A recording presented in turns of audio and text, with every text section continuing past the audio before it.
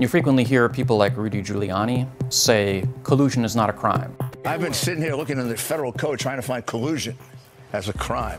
It's not. Collusion is not a crime. I'm not even know if that's a crime, colluding about Russians. Well, there's no crime called shooting someone until they're dead. The crime is called homicide. There's no crime called breaking into someone's house and stealing a laptop. All right, the crime is called burglary. So what matters in criminal law is not the label you put on something. What matters are the facts of what you do. And so there's no crime called collusion. The crime is called conspiracy. And the thing about conspiracy is you don't necessarily have to succeed. So if there were a conspiracy, for example, to influence the US election, the government wouldn't have to prove that it actually tipped the election one way or another. All you have to prove is the agreement, the partnership in crime. So collusion is a crime. It's called conspiracy against the United States, and there are two ways it can be violated. There's a conspiracy to commit an offense against the United States, which is basically an agreement to commit any federal crime. Bob Mueller has already used that charge when, for example, when he charged the Russian intelligence operatives.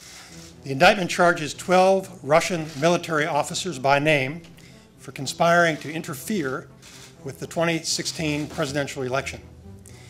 11 of the defendants are charged with conspiring to hack into computers, steal documents, and release those documents with the intent to interfere in the election. The second kind of conspiracy is a conspiracy to defraud the United States, and that can include agreements to sort of thwart or defeat lawful government functions of the United States. And Bob Mueller has used that theory already as well. 13 Russian nationals and 3 Russian companies with a budget of more than $1.2 million per month made hundreds of fake social media profiles, posting attacks on Hillary Clinton while applauding Bernie Sanders and then candidate Donald Trump. More than a dozen are charged with conspiracy to tamper with the election process in an effort to undermine confidence in U.S. democracy.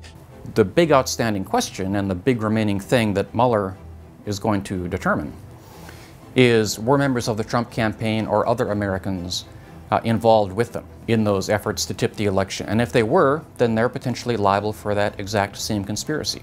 Mueller has proceeded in kind of this classic white-collar investigation where he's building cases against lower-level people, convincing them to plead guilty or taking them to trial in the case of Manafort, and then flipping them and having them cooperate against people higher up on the food chain. And the important thing to remember about people like Michael Flynn and Michael Cohen, Rick Gates, who's the deputy campaign manager, and others who are cooperating, we still really haven't seen the fruits, for the most part, of that cooperation. The evidence being gathered by all these people who were so deeply involved, is likely helping him build a case. Whether that case is going to result in a report or further indictments still remains to be seen.